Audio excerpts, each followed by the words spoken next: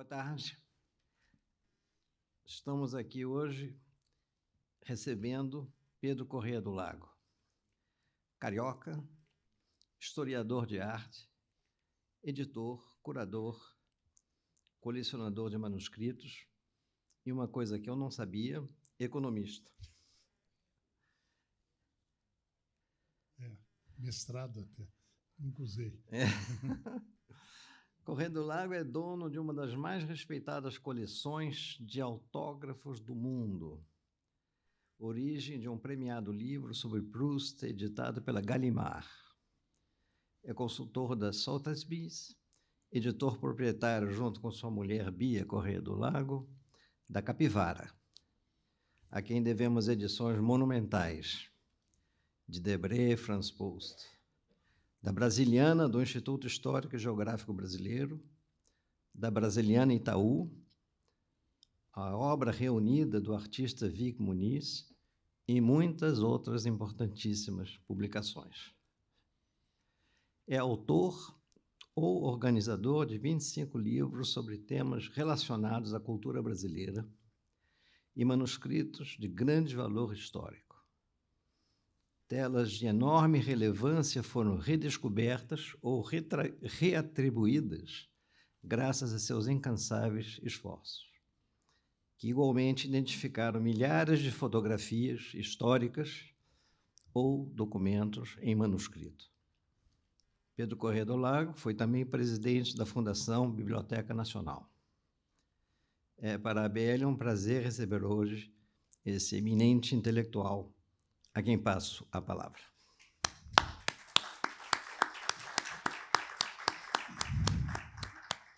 Muito obrigado, Edgar. Eu vou ler um pouco aqui, vocês vão me perdoar, eu vou me valer dessas páginas, mas é só uns 5 minutos, depois a gente vai ver as fotos dos livros e aí é mais fácil contar a história comentando cronologicamente as publicações. Bom, obviamente eu fiquei muito honrado pelo convite para a conferência, como me sugeriu meu querido acadêmico Antônio Carlos Sequim, que me fez o convite, também convite gentilmente confirmado pelo acadêmico Edgar Teles Ribeiro, que coordena esse ciclo Editar no Brasil, Editar o Brasil, que eu achei um excelente título. A ABL recebeu na primeira palestra um dos maiores editores brasileiros, meu amigo Paulo Rocco, que editou nada menos que Paulo Coelho, Clarice Lispector e os livros do Harry Potter em imensas tiragens e publicou em mais de 40 anos, estavam me lembrando agora, 7.000 livros. Na segunda palestra, a ABL recebeu Eduardo Lacerda, da editora Patois, que falou das pequenas e heróicas editoras independentes, as quais os recentes avanços técnicos permitem agora editar muitos títulos em pequenas tiragens. Essas editoras ditas independentes têm feito um trabalho essencial e publicaram em conjunto milhares de títulos nos últimos anos. Antônio Carlos estava me lembrando que só a Patois publicou mais de 3.000. Eu vim falar hoje também de uma pequena editora, mas que um quarto de século, que é a história dela, não chegou a editar 100 títulos, e cujas tiragens ficam em torno de 3.000 exemplares, raramente mais. Vocês podem perguntar por que tão poucos títulos, em média 4 ou 5 por ano. Talvez porque escolhemos, em geral, publicar livros bastante extensos e nos atrelamos a projetos trabalhosos, que exigem uma longa pesquisa e muito preparo. A ambição da editora Capivara, e o motivo pela qual ela foi criada, é de publicar grandes livros ilustrados sobre a arte e a cultura do nosso país.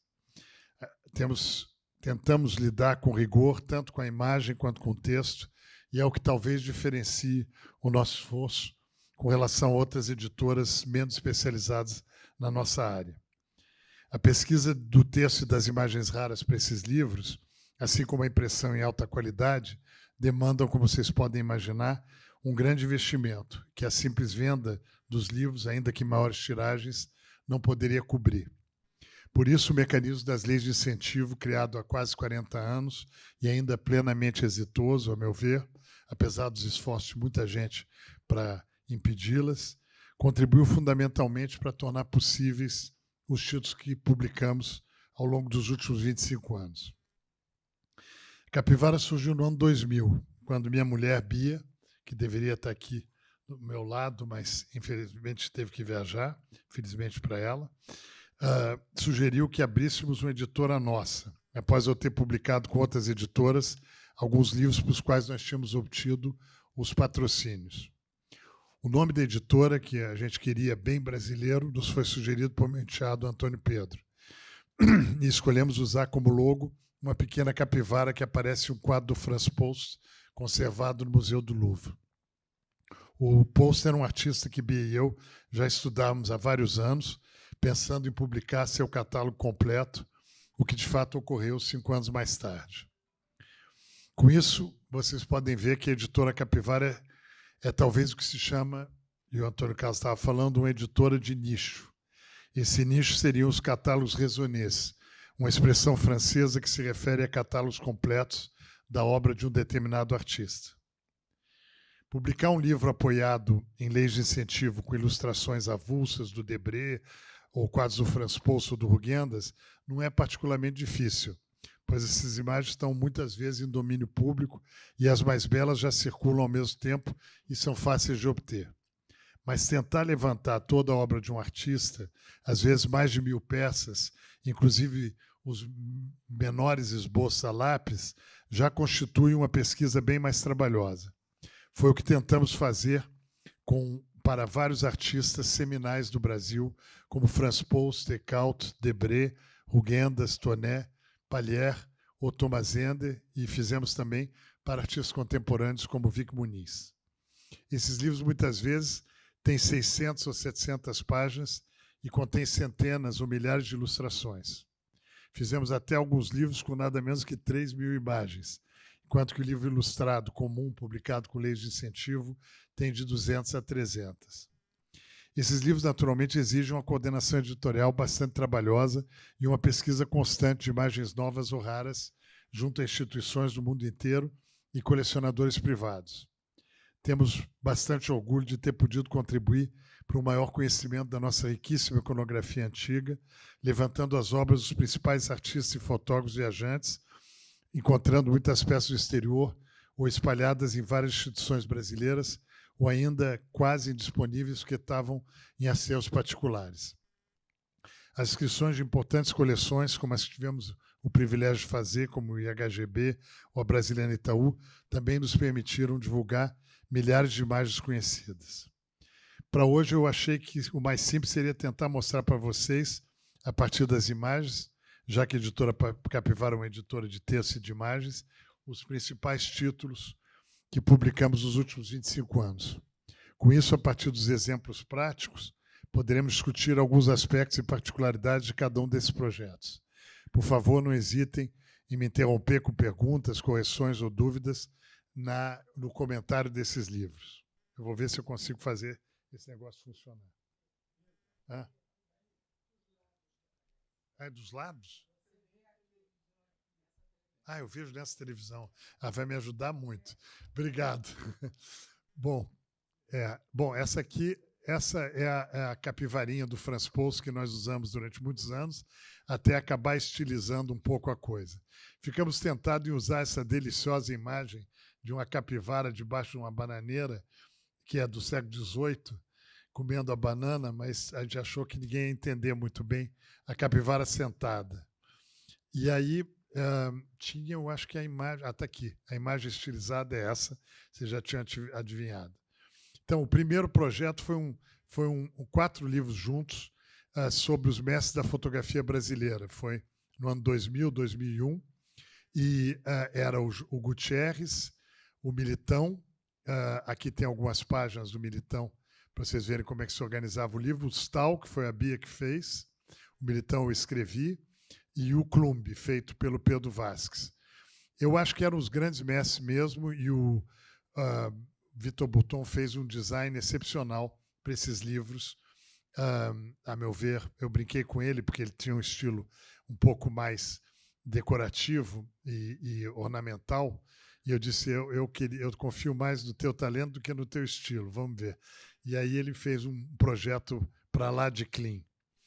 Depois eu reeditei, ainda com o nome Contracapa, mas já era Capivara, Os Caricaturistas Brasileiros. Foi um projeto que me deu um prazer enorme. Primeira edição é de 1999, quer dizer, há mais de 25 anos, e eu pude mostrar a obra dos maiores artistas do meio no Brasil, como o Ziraldo e o Enfio. Então, obviamente, as imagens ajudavam muito, e o Vitor também fez um design muito especial para esse livro.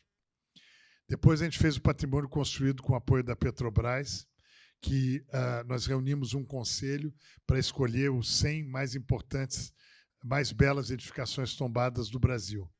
E aí todas foram fotografadas pelo Cristiano Mascaro, o maior fotógrafo de arquitetura do Brasil, e ele fez um livro realmente deslumbrante. O livro é dele, muito mais que nosso.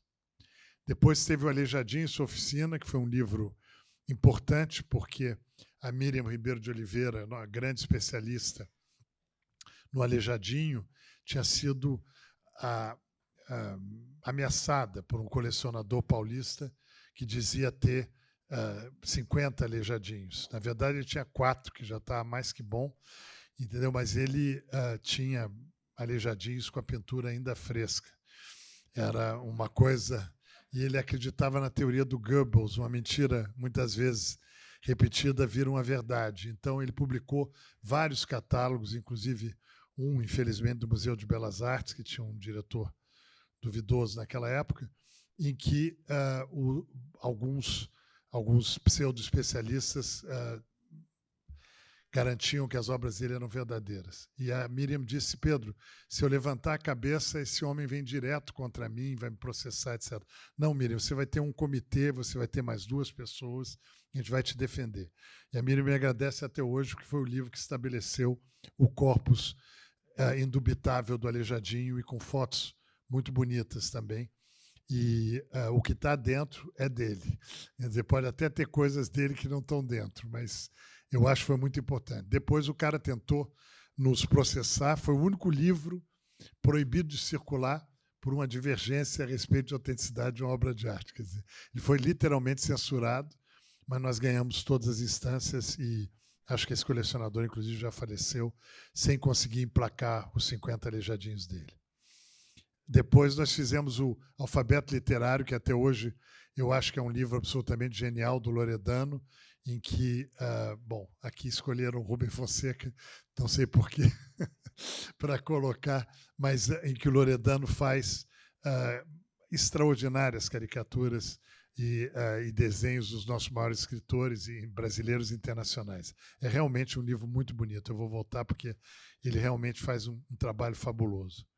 Depois eu reeditei a Iconografia Paulistana, que era meu primeiro livro, porque eu tinha descoberto uma obra muito importante na Rui Barbosa, aqui na casa de uma senhora, estava fechada há 100 anos, que é o quadro mais importante da história de São Paulo.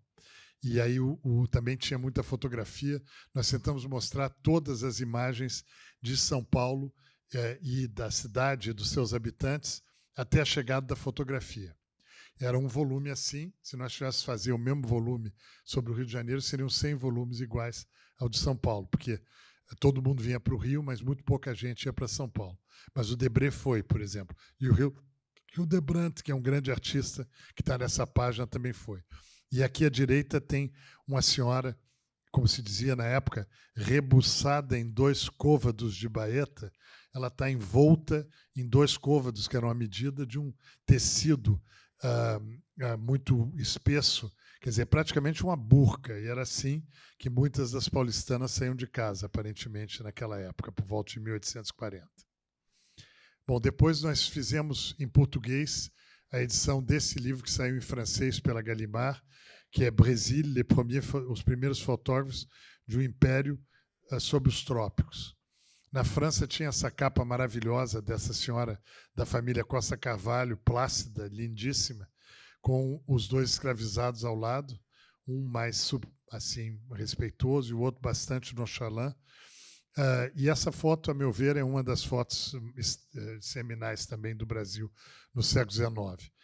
Para a edição brasileira, nós fizemos uma outra capa, que também é uma belíssima foto de autor anônimo. Então, nós tentamos fazer uma espécie de história da fotografia para os olhos dos estrangeiros, mas acabou servindo para os olhos brasileiros também. Depois, o France Post, que é uma obra importante para a Bia e para mim, nós fizemos juntos. Foi uma pesquisa de 8 anos. Nós fomos a 80 lugares com quadros do France Post na Europa, junto a coleções particulares, e conseguimos escrevê-los todos. E tem também uma edição em inglês, publicada pela Five Continents de Milão, que é o livro de referência sobre o pintor hoje em dia. Nós conseguimos reunir 160 quadros pintados por ele. Formamos também um comitê, porque resolver se um France Post é verdadeiro ou falso é uma questão que às vezes envolve milhões. E nós formamos um comitê com o diretor do Maurits Royce, com especialistas internacionais, e todas as decisões foram tomadas por unanimidade. Quando nós tínhamos uma dúvida, nós colocamos em atribuições duvidosas, e quando nós tínhamos certeza, tinha uma unanimidade de que não era, nós botamos em atribuições rejeitadas. Eu acho que essa é a maneira correta de fazer um raisonné. A maneira prudente é só publicar o que todo mundo concorda que é verdadeiro. Mas aí os falsos continuam a circular. Ah, não, eles não viram quando fizeram o livro, etc. Eu acho que um raisonné, pelo menos de um quadro de artistas antigos, tem que denunciar os quadros que são verdadeiros ou foram erroneamente atribuídos, mas são de outros pintores, ou então falsificações mesmo, que nós descobrimos um ateliê que fabricava France Post e tentava emplacá-los também, com a opinião de um velho especialista alemão que tinha feito o primeiro livro sobre France Post. Então, foi bastante importante a gente conseguir estabelecer esse corpus do France Post. Esse último aqui tem o tamanho quase de metade, 3 cartões de visita, e foi comprado na eBay, vocês acreditam? Quer dizer, no começo da eBay. E está hoje no Instituto Ricardo Brenan. O Debré é o nosso carro-chefe. O Debré, nós fizemos 7 edições e vendemos mais de 15 mil exemplares. Júlio Bandeira e eu fizemos um tempo recorde. A gente fingia que tinha levado alguns anos, mas, na verdade, levamos 9 meses, porque tínhamos um prazo. Mas a sorte é que a maior parte dos Debrés importantes estava na Castro Maia, mas, mesmo assim, nós conseguimos dobrar o número de olhos sobre tela de 7 para 15. E o Debré deixou essas aquarelas, que nós batizamos de aquarelas acabadas, que são absolutamente extraordinárias. São fotografias antes da fotografia, do dia a dia do Rio de Janeiro e também das viagens que ele fez. É um livro realmente que nos deu um imenso prazer, e o Debré continua sendo objeto de interesse no Brasil e fora. Acabei de voltar de Paris, havia uma exposição em torno de artistas contemporâneos que reinterpretam o Debré. E tem um que é um artista que faz vídeos, então tinha um vídeo à esquerda e um vídeo à direita. O vídeo à esquerda era o nosso livro coberto, aos poucos, por açúcar. E o vídeo da direita era o nosso livro com uma pá tirando o açúcar e recuperando o livro. Eu fiquei muito honrado de saber que o livro já era a base de uma obra de arte contemporânea. Aqui foi a Bia que coordenou esse projeto sobre o Jardim Botânico e sobre a Zona Sul do Rio de Janeiro. Tonéio Brasil foi também um projeto que me deu muito prazer. É uma obra completa dele, é o raisonné da obra brasileira dele, com vários quadros que a gente pôde reatribuir. E o Toné realmente é um pintor absolutamente extraordinário. Vamos ter que reeditar esse livro, porque foram descobertos 2 novos Tonés esse ano, o ano passado. Esse foi um livro sobre o Cláudio Bernardes e o Paulo Jacobsen, que eram sócios num escritório de arquitetura muito importante e faziam obras extraordinárias, além de serem queridos amigos, e nós nos entusiasmamos por esse livro. O Brasiliano Itaú foi um grande desafio, porque o Dr. Olavo confiou em mim e no Rui Souza e Silva para a formação dessa coleção, e em pouquíssimo tempo, 8 anos, ele formou, como eu diz o título, uma gigantesca coleção dedicada ao Brasil, e ele me pediu para fazer o livro que descrevesse a coleção. E foi, para mim, um desafio, porque eram milhares de peças, tem mais de 3.000 imagens no livro, e organizar tudo isso era um pouco difícil, mas foi um gigantesco prazer também. Aqui, da parte de literatura, a primeira edição de Grande Sertão, com a dedicatória maravilhosa, e livros ilustrados do Murilo Mendes, e ilustrados pelo Picabiá.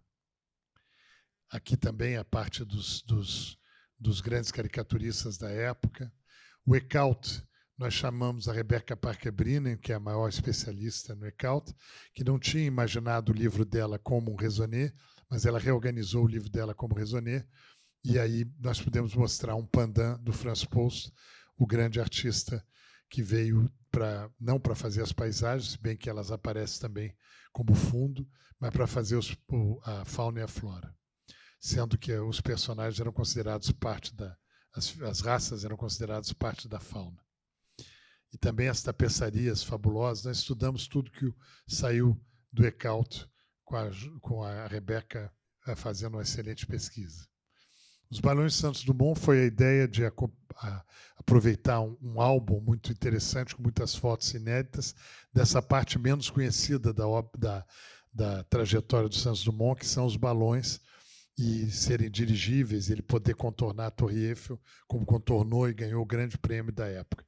Era o Ayrton Senna da época, era o Pelé, era realmente uma das 2 ou 3 figuras mais famosas de Paris no seu tempo. Palermo e o Brasil, mais um artista viajante, que nós levantamos a obra e fizemos várias reatribuições, a Ana Pessoa, o Júlio Bandeira e eu. Esse livro era enfim, foi uma incursão nos primeiros 10 anos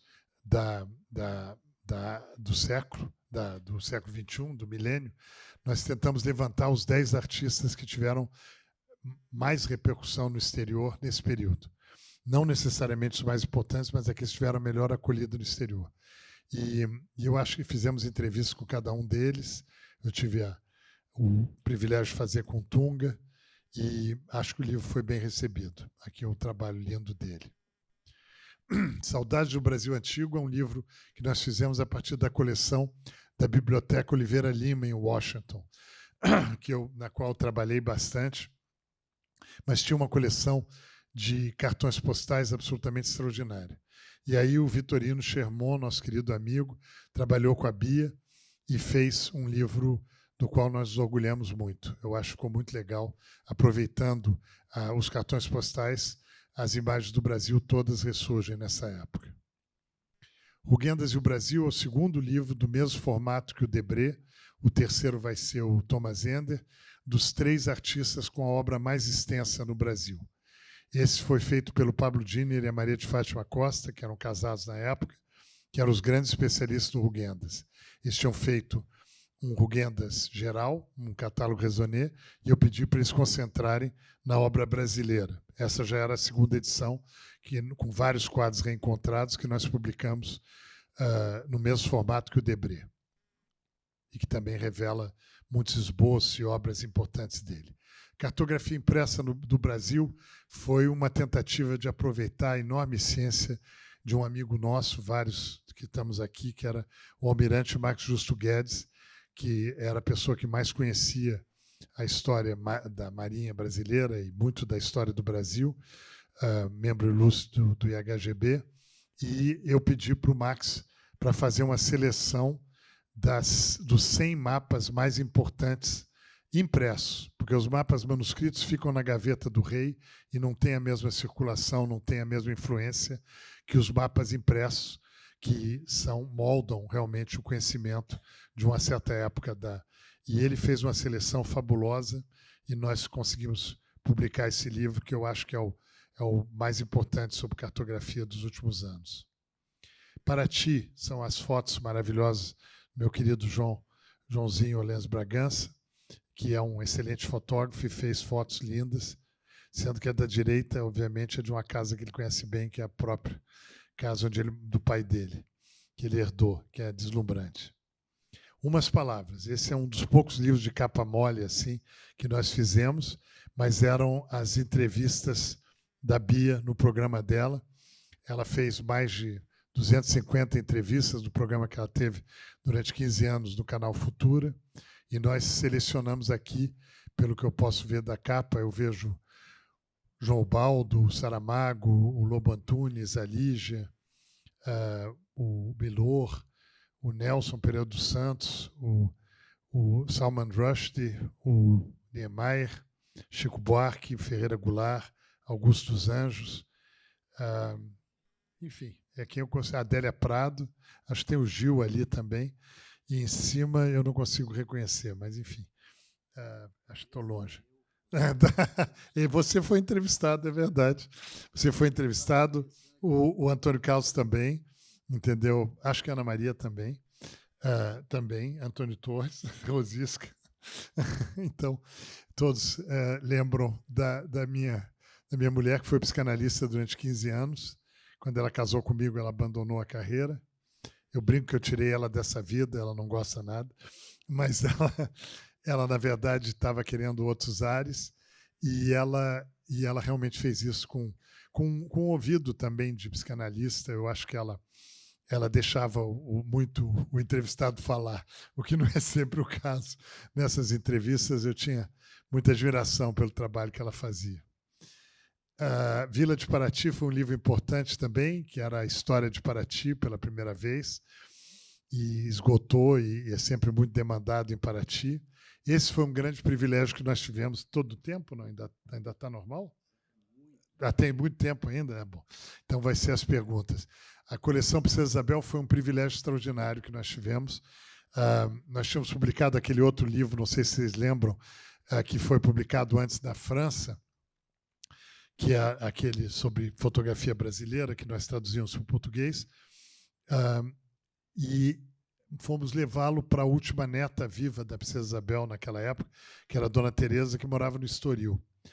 E ela gostou muito do livro, tinha muitas fotos da família imperial, fotos da avó dela, né, e do bisavô, que era o Dom Pedro II. Nos mostrou ali algumas fotos da família imperial interessantes. E aí, de repente, ela abre um armário, ela tinha grande estante, embaixo tinha um armário, ela manda a gente abrir, a gente tira um baú. Quando a gente abre o baú, a primeira camada eram fotos de crianças, de bebês, que as famílias reais trocam entre si, cartões de Natal, etc. Mas a gente foi cavando um pouco mais e eu comecei a reconhecer a letra do Conde d'Eu, a letra da Princesa Isabel.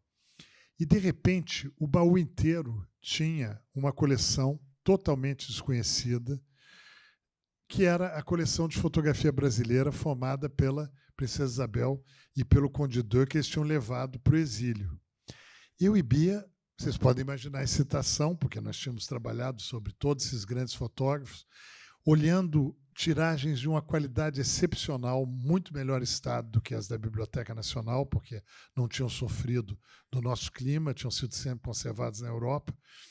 Muitas fotos desconhecidas dos grandes fotógrafos, muitas fotos fabulosas, como essa da capa de uma congada de fotógrafos muito pouco conhecidos, como Rui Santos. Quer dizer, era um tesouro extraordinário de mais de 1000 fotos do Brasil em perfeito estado.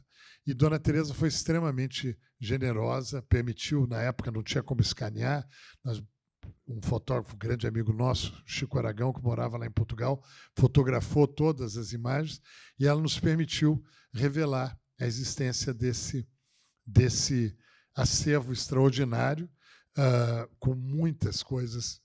Esse é o rei Obá, o famoso rei africano que pediu audiência a Dom Pedro. Eu tenho livros das audiências de Dom Pedro em que ele assina, e tem várias fotos. Eu não sei como é que é a sua. Essa aqui é impressionante. É a votação, um detalhe da votação da Lei Áurea no Congresso, quer dizer, na Assembleia da época. Então, tudo isso a gente conseguiu, felizmente, trazer, e foi uma espécie de revolução no conhecimento da fotografia do século XIX. E ganhamos um jabuti, ganhamos o prêmio da PCA, ganhamos outros jabutis também, mas esse, como o Bia e eu fizemos esse livro juntos e bolamos ele juntos, é um prazer especial termos ganhado esse prêmio juntos. Depois, esse livro foi integralmente da Bia, porque eu tive a sorte de poder adquirir na Sotheby's há 25 anos as cartas originais que o Fernando Pessoa escreveu para a única namorada dele, a Ofélia. Eram 50 cartas que a família da Ofélia colocou em leilão na Sotheby's. E mais tarde, com a sobrinha, que eu acho que ainda está viva, do Fernando Pessoa, com 100 anos, eu consegui adquirir as cartas que ele recebeu da Ofélia. Então, nós tínhamos os dois lados da correspondência, tínhamos, inclusive, os originais, então podíamos fazer uma edição muito fiel. E a Bia leu tudo isso com grande cuidado. Ela reencontrava as expressões da avó dela, que era portuguesa, que era contemporânea exata da Ofélia, e eu acho que essa edição foi importante até em Portugal, foi bastante procurada lá. Então, tem a transcrição das cartas, alguns trechos, e tem a reprodução integral das cartas e dos envelopes do Fernando Pessoa. Porque para cada carta do Pessoa tem 6 da Ofélia, que estava louca para casar. Então, tem um certo desequilíbrio. Mas ela era uma figura muito legal, a Ofélia. A gente descobriu uma menina com grandes qualidades. Bom, o Brasiliano IHGB foi um enorme privilégio que eu tive de ser chamado pelo IHGB para fazer, nos moldes do Brasiliano Itaú, o livro comemorativo dos 175 anos da instituição, o que me deixou muito feliz e muito honrado, mas era um desafio, porque tentar organizar uma coleção tão diversa e tão rica quanto a do IHGB, que é o resultado de muitas doações, décadas, séculos de acumulação, e tem uma organização boa, mas é difícil, evidentemente, a gente tentar entrar no meio. Aliás, é uma pena, porque saem milhares acho que dezenas de milhares, talvez centenas de milhares de historiadores são formados no Brasil e nenhum, ou muito poucos, se dedicam à pesquisa primária. Então, os arquivos do IHGB estão às moscas quando eles detêm informações extraordinárias do nosso passado. Eu encontrei acervos com Cassius Napoleão, para o Dom João VI, que eram desconhecidas, nunca tinham sido estudadas. E tinha até o arquivo do Médici. Mesmo o arquivo do Médici nunca tinha sido estudado. E tinha coisas inacreditáveis dentro do arquivo, muito recentes, e que deram até bastante ibope em termos de imprensa, mas tinha coisas alucinantes realmente dentro. Tinha uma lista que eles tinham apreendido dos líderes da luta armada que deviam ser trocados pelos embaixadores. E aí eles marcaram do lado quais eram as prioridades. E Dilma Rousseff não era prioridade, estava na lista, mas não era prioridade para ser trocado. Isso tudo, documentos desse tipo estavam dentro do arquivo, e a gente tentou revelar alguns deles, mas revelamos também as outras imensas riquezas. Devia ter muito mais foto aqui, mas enfim, eu achei que eu ia ter pouco tempo, botei no máximo 2 ou 3 páginas duplas por livro. Isso também é uma coisa da Capivara, eu acredito muito na virtude da página dupla. Eu acho que, para ajudar o leitor, é importante que ele possa qualquer lugar que ele abra o livro, ele possa mais ou menos se localizar. Então, esses livros que lidam com milhares de imagens e tentam classificá-las, geralmente têm uma espécie de manchete do lado esquerdo, uma imagem importante à direita e as imagens complementares do lado esquerdo. Então, se o leitor acha interessante o que diz a manchete, ele lê o textinho, senão ele passa adiante e vai para outro. O Vic Muniz foi também um desafio, foi o catálogo Raisonné, nós fizemos 2 edições, aqui é só a segunda, nós atualizamos ele em 2015, é o artista talvez brasileiro com maior público lá fora, contemporâneo, e tem uma obra que encantou desde que surgiu a crítica internacional e o público, o que é muito raro para um artista contemporâneo, o que lhe causou, aliás, vários problemas de inveja profunda, que é uma constante, naturalmente, que nós herdamos também da Europa. O Negócio do Brasil foi uma grande oportunidade de publicar um clássico do meu querido amigo Evaldo Cabral de Mello, com ilustrações da época. Quer dizer, o nosso desafio era não usar desenhos ou posteriores, mas só ilustrações e documentos da própria época em que os fatos são relatados. E acho que o Evaldo me disse que ficou muito satisfeito, que para mim é um galardão extraordinário. O De Cavalcanti, isso foi um livro feito pela Denise Matari e pela filha do De Cavalcanti, que é uma espécie de apanhado do melhor da obra dele. Transatlânticos no Brasil. Esse foi um livro dos raros que nós fizemos por encomenda, de um amigo meu que queria conhecer melhor a história das viagens dos transatlânticos, mas foi um imenso prazer fazer esse livro e fazer essa pesquisa e descobrir como é que funcionava. Bom, Oswaldo Aranha, evidentemente, foi um livro muito especial para mim, porque é uma fotobiografia do meu avô. Ele morreu quando eu tinha 2 anos de idade, então eu não me lembro dele, mas ele parece que brincou um pouco comigo. E só que minha mãe falava dele no café da manhã, no almoço e no jantar. Então a gente tinha uma espécie de presença ausente, constante, na nossa infância e na nossa juventude. E aí eu tentei também, com esse esquema da página dupla, tentar contar um pouco várias etapas da história dele. O Márcios foi um livro também, novamente, com a dupla que fez o Rugendas, o Pablo Diner e a Maria de Fátima Costa, e foi um livro excepcional, uma pesquisa muito cuidadosa, com imagens muito importantes da nossa flora e fauna e da nossa geografia. O Armeila foi uma descoberta, quer dizer, eu tinha conseguido um álbum desse fotógrafo extraordinário, a respeito do qual ninguém sabia nada. Aos poucos a gente foi descobrindo quem ele era, e era um mestre extraordinário da fotografia no século XIX, do começo do século XX, e esse livro revelou finalmente a obra dele. Thomas Ender é o terceiro livro enorme, esse eu acho que é o mais pesado dos 3, porque também são mais de 1000 obras, aliás, todos eles têm 1000 obras, o Rugendas e o Debré também, e o Júlio Bandeira, com quem eu tinha feito o Debré, fez sozinho esse Ender. Há muito tempo que nós queríamos que ele fizesse, e o livro foi muito bem recebido e já está esgotado em 2 anos, eu acho. E mostra imagens fenomenais do Brasil.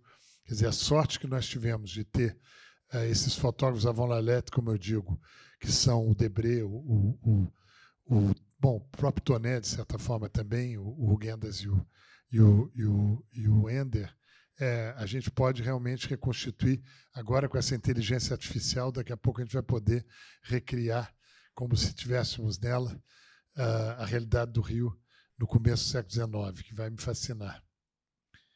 Muitos esboços também que a gente foi descobrindo, e muitas vistas do Ender fora do Rio também. Esse é um livro de um grande artista contemporâneo, que foi feito pelo Paulo Erkenhoff. Nós entramos também um pouco nisso, temos esse selo Capivara Contemporânea, e não é a minha especialidade, mas eu, evidentemente, acolho com muito prazer os livros sérios dessa área. Também recebemos esse lindo livro que foi a Bia que coordenou, das fotos caseiras, como diz o Alberto Renault, que tem um programa no GNT sobre casas brasileiras, e aqui ele fez ele mesmo fotos de casas interessantes que ele conheceu, e foi um livro também que foi muito bem sucedido e que deu muito prazer para a Bia acompanhar com o Alberto. Esse é um livro que faz justiça à extraordinária iniciativa de um indivíduo, que é o Rui Souza Silva, que formou a mais importante coleção privada de fotografia brasileira do século XIX, do começo do século XX. E o Rui tem uma coleção de 10 mil peças importantes, e nós pudemos revelar a existência da coleção dele.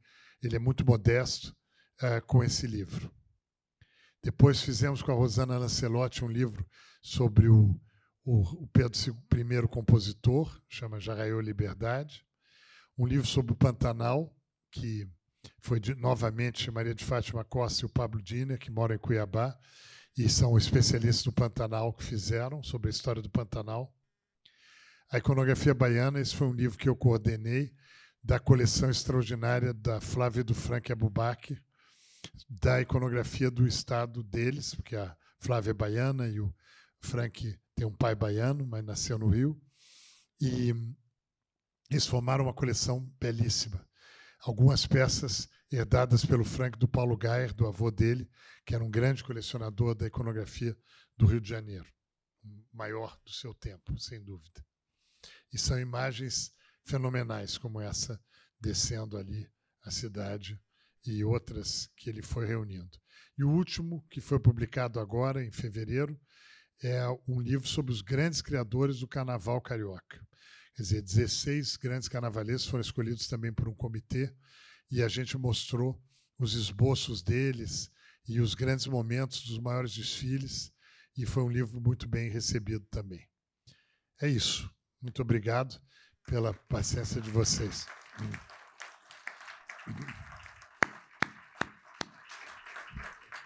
Eu acho que se há uma palavra que resume essa beleza, né, esse desfile de belezas, é luxo.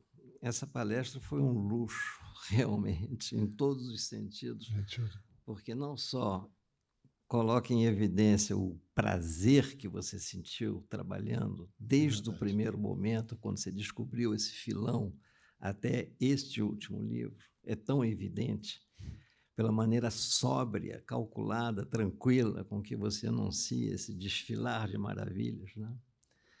E o prazer duplo, porque você não só fez isso, mas você estendeu essa beleza a milhares de pessoas. Isso é uma coisa extraordinária. Não, tem sido um prazer extraordinário fazer você, essa... por 2 ou 3 ocasiões, mencionou a questão de perguntas, mas nós estamos um pouco com tempo exíguo, e eu vou tomar liberdade de usar os últimos minutos para te dar o que você merece em dobro, em triplo, mas que vai receber sob a forma de um grande e belo certificado dado pela BL a você por essa beleza de conferência. Beleza. Com os autógrafos do Merval e do Sequim. Aqui está ele. Maravilha. Maravilha. E se vocês me permitirem, eu gostaria de mencionar que nessa sequência de atividades que a BL está realizando, na próxima quinta-feira é um feriado, então não haverá eventos. Na terça-feira que vem, nós vamos encerrar esse ciclo de conferências, Editando no Brasil, com uma palestra de José Carlos Sebe Bonmeri, que é do Sítio às Livrarias, a Revolução Editorial de Monteiro Lobato e seus paradoxos ideológicos. Será aqui nesta sala. Na quinta seguinte, 26, sob a coordenação do acadêmico Arnaldo Nisquier, Pedro Bial nos falará de 100 anos do jornal O Globo, também nesta sala. Muito obrigado. A sessão está encerrada.